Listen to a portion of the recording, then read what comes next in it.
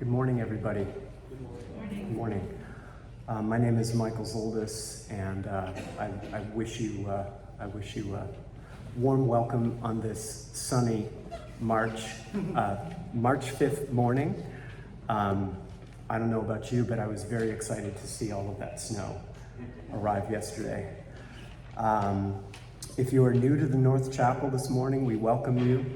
If you are visiting, please consider signing the guest book at the back of the sanctuary.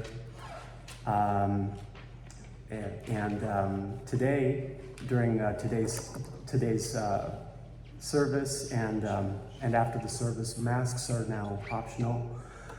We have hearing assistance devices and large print versions of hymns in the order of the service in the back table, should you need them. We do have someone here to lead spiritual exploration this morning, though I think it may be Cliff, because I think that our spiritual education leader may be in a snowbank right now. So, but I'm sure she's happily in the snowbank. She's that kind of person. She's safely and happy in the snowbank. After the service, we invite you to visit with us downstairs in the social hall. There will be a coffee hour, so please come downstairs and let's have coffee and a treat and get to know each other better. There are lots of announcements in the order of service this morning. In your bulletins, and if you could all please make sure that your cell phones are off or in silent mode. We'd appreciate that. And Reverend Leon is here, of course, and he'll deliver the reflection this morning. Now, if we could all join in singing the ingathering song. Yes. There is an announcement. Okay. Two announcements. Do you want to come up here, Barbara? Yes.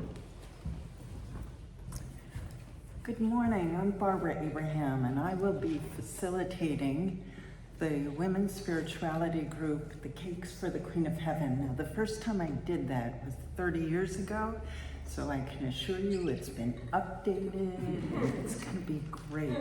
5 Sundays, from 5 to 7, beginning next Sunday, March 12th.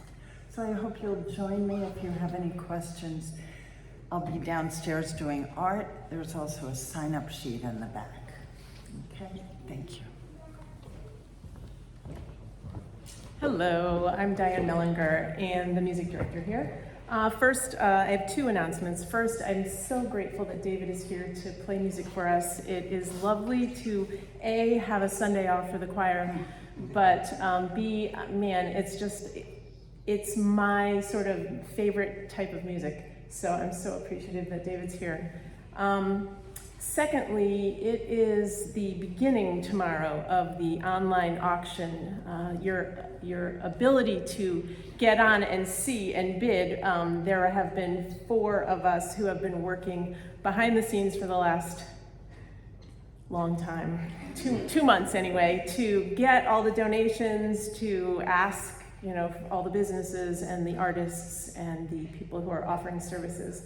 So if you could honor us and honor the church and honor all of those donors by at least looking at the online auction over the next, it runs from tomorrow through April 2nd. So some of the bid items there's a buy now. So if you happen to bid the buy now price, it's yours. You don't have to wait around. Other ones, you'll have to check back and see if anyone has overbid you. But it is a big, we hope, fundraiser for the church. And we are all so appreciative of all the people who have donated, and we will be all the appreciative of anyone who visits and bids and helps the whole cause. Thank you. Oh, there are flyers, yes. There are flyers in the back. If you think you might be able to pin one up somewhere where somebody will see it, it has a QR code on it, so people can just point their phone on it and it'll go right to the auction site. So please take one and put it up around town or around your business or anywhere else you think people might notice. Thank you. I don't know about you, but I didn't leave my house yesterday. I had a snow day. I spent the late morning with my 7-year-old son Laszlo, his 5-year-old friend Cyrus, and our 2 new neighbors Nicasio and Santiago. We're sitting right there. Hi. We played in the snow together. The boys threw snowballs at me, and Laszlo hit me square in the face. And after we unburied Laszlo's second shovel, we worked on 2 huge snow forts. The boys took turns climbing up and sliding down the snow forts, pushing each other off of it. They ate their body weights in snow, I think. And the whole time that we were outside playing together, I was perfectly content, knowing this is exactly where I needed to be. After 3 hours of playing, building and shoveling, we went inside and we took off our wet clothes, and the boys all dug into warm bowls of macaroni and cheese. Later last night, after Laszlo and I had read a story together and I had turned off the light, Laszlo said to me, "Do you know what I think about Daddy?" "What, Laszlo?" "How great it is to be alive."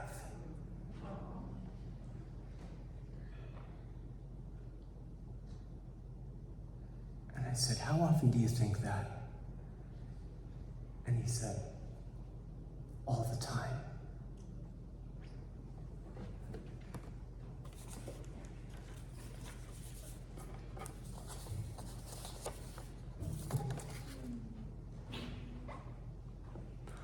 We'll now have a brief time of meditation together.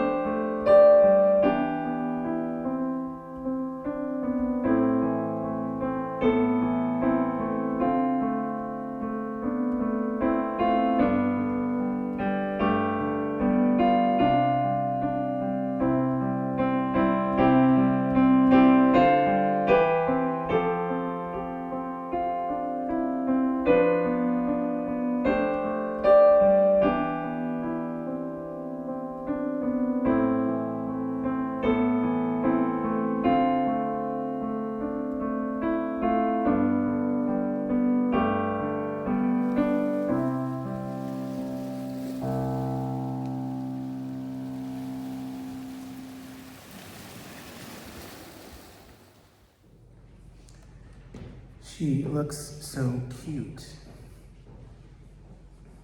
with those flowers,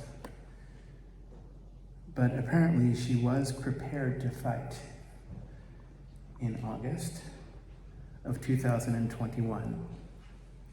It seems to me that she was more than prepared, and all of Indiana must have been so very proud. The photograph on the covers of your orders of service was taken in Tokyo at the Summer Olympic Games. The Olympic Games were in Japan that year, and Sarah Hildebrand from the town of Granger was bringing home the bronze. According to the South Bend Tribune, Sarah tried hard for 5 minutes to grab hold of her opponent's leg and to roll her on her back in the match. When she finally succeeded, just 30 seconds before the final horn, the emotions of a decade of training plus 24 hours of dwelling on a recent heartbreak all came out at once. Sarah had suffered a devastating loss in the women's wrestling semifinals the day before. "I know I messed up," she said, "because I stopped and because I froze, and I wasn't going to let that happen again today. I was determined to give it everything I had. Give the good fight everything you have." This is what we can learn from wrestlers like Sarah Hildebrand. Give the good fight everything you have, because the spirit of the good fight will hold on fast. It's powerful. It will hold on tightly. The spirit of the good fight holds on to us and will not let us go. Now, there's a story in the Bible. Some of you may know. It's a story of Jacob and his brother Esau, and the feud they had with one another because Jacob had been unkind and he took something from his brother and he ran away. He banished himself because he could not face up to what he had done. Jacob ran into the wilderness and spent time there alone, deeply uncomfortable with himself. And then, in the deep of night, a stranger approached him, adversarial, conflictual. And the two engaged that night in a wrestling match that lasted until the morning, from Genesis. Jacob was left alone, and there a man wrestled with him until daybreak. When the man saw that he could not overpower Jacob, he struck the socket of Jacob's hip and dislocated it as they wrestled. Then the man said, "Let me go, for it is daybreak." And Jacob replied, "I will not let you go unless you bless me." "What is your name?" the man asked. "Jacob," he replied. And then the man said, "Your name is no longer Jacob, but Israel, because you have struggled with God and with men, and you have prevailed." I don't know what Sarah Hildebrand would think about the men part, but you get the point. Jacob requested, "Please tell me your name." But he replied, "Why do you ask my name?" And then he blessed Jacob there. "I will not let you go unless you bless me." I find this to be a beautiful sentiment because we wrestle and we struggle and we go through things in life. Things don't always end well. Things have real life consequences. Grief sets in. Sometimes we win and sometimes we lose. Grief sets in and when we are not fighting the good fight.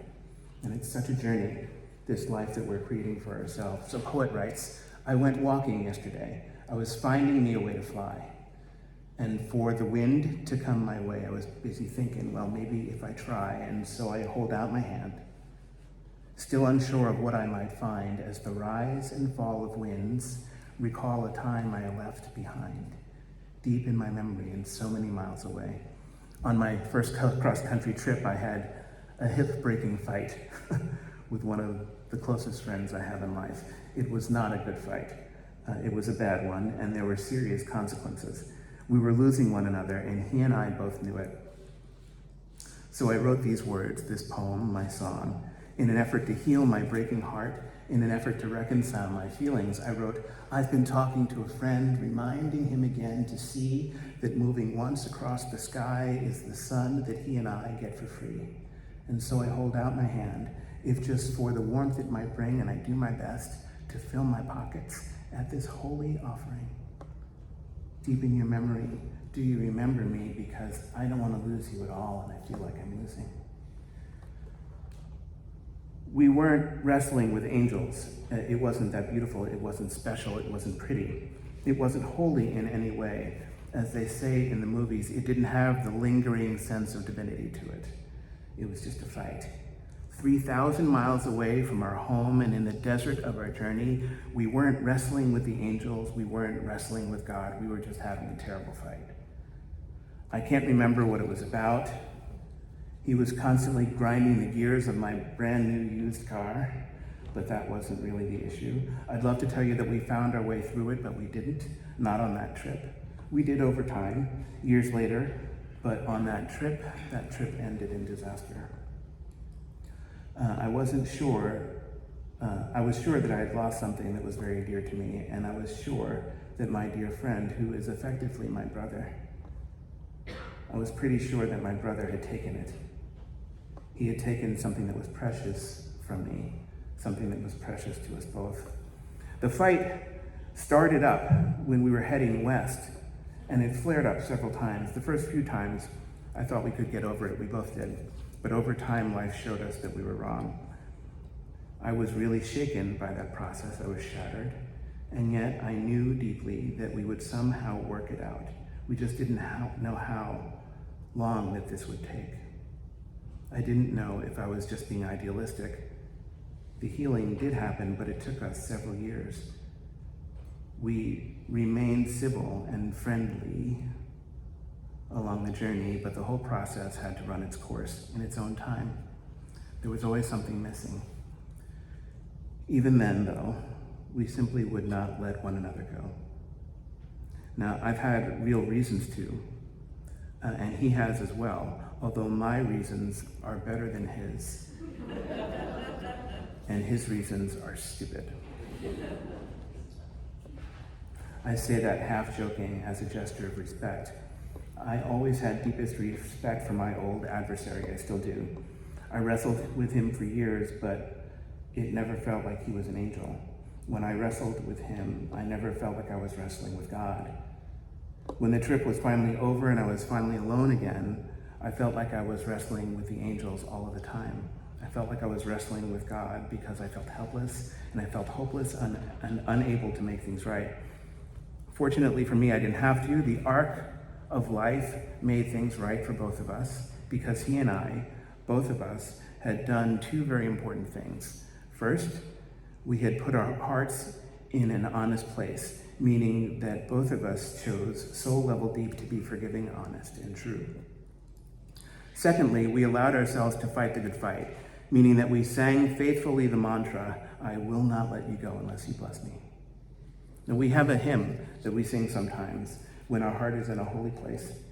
It's cute enough, but it's also fierce and powerful, especially in the refrain. When our heart is in a holy place, when our heart is in a holy place, we are blessed with love and amazing grace. When our heart is in a holy place. It isn't complicated, this song that we sometimes sing. And neither is it complicated to love soul level deep.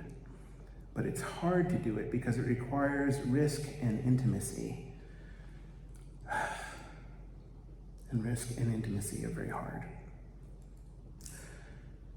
I say that because when I read and I share sometimes, it feels so intimate and I have to sort of fake a professionalism to get through it because I'm actually quite shy.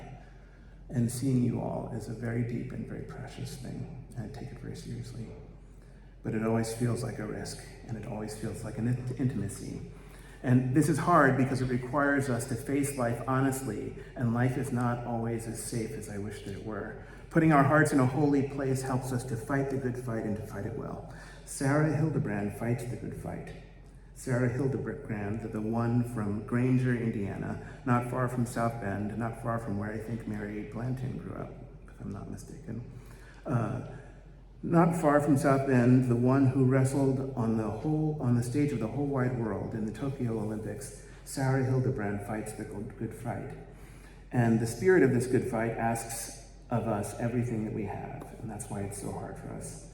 Sarah was interviewed after she made the Olympic team on her second event and was finally bound for Tokyo. She was shown a news clip from something that happened 4 years earlier when she tried to make the Olympic team for the first time and failed. The newscaster said Sarah Hildebrand competed this weekend for a shot at the US Olympic Games. You could see the emotion welling up inside of her when she watched the clip. With just these 13 words, a world-class wrestler was brought to tears. She said, I don't know why this is making me cry. The newscaster continued. He continued to recount the events of the past, and Sarah was watching the old news clip on her cell phone. Hildebrand won her first match at the Olympic trials in Iowa City and then lost her next two. This ends her Olympic dream for this year, but she vows to be back. And the tears just continued to flow. She was strong. A fighter is strong, but she was also tender and graceful too. The good fight asks this of all of us. The good fight asks everything that we have. Sarah kept her promise. She came back in a serious way. She secured a spot at the U.S. Olympic teams, the women's wrestling team, in 2021. And the interviewer asked her about her journey, the long road that led to this achievement. And from the beginning, she said, it was always like I wanted to be an Olympian and I wanted to be a champion, something like that. But you know, I think I was saying that because I was supposed to say that. Sarah's older brothers were both wrestlers. Competition levels, high competition was the culture of the family. And Sarah didn't know when she was younger whether wrestling was important to her or whether family was important to her. She was pretty good at wrestling and she had survived both of her brothers, but she didn't yet know if it was her calling. She asked, was this effort to become a wrestler coming from my heart? Was it coming from other people? There were lots of doubts. Do you know what I'm saying? There were lots of doubts. There was lots of doubting. I really wasn't sure until I dislocated my elbow and I was away from the wrestling mat for a while. And in that moment, with all of that self-reflection, I was like, oh yeah, I want to give this a full shot. I want this. And I didn't mean for this to happen, but I can't help but notice the parallel. God had dislocated Jacob's hip. And during Jacob's dark night in the wilderness alone, he had a realization. Out of that experience, Jacob, come Israel, had remade himself. In some ways, the same was true of Sarah Hildebrand. She had dislocated her elbow. This was helping her to see things differently, from a different resting point. In the deepest of ways, she was wrestling, but she wasn't wrestling with another opponent. She wasn't wrestling with another fighter in Granger or in South Bend or in Iowa City or even in Tokyo. She was wrestling in a much more savvy, much more cunning, much more powerful way with an opponent other than this. Sarah Hildebrand was wrestling with herself. She was struggling to just decide whether or not she would take the risk of fulfilling her dream. The risk of admitting her dreams to herself and then accepting the consequences come what may. The risk of beginning the journey of a lifetime. And by this journey, she was deeply changed. She said, I could feel it, I could feel it in the training, I could feel it in the competition, and even in the matches. I truly felt everything that I was doing was leading me to where I wanted to go. And I'm doing this as the person that I want to be. It wouldn't be the same to make the team and not have that feeling. I think learning this was huge, Sarah continues to say, and ultimately probably led to my success. This is something that I always wanted.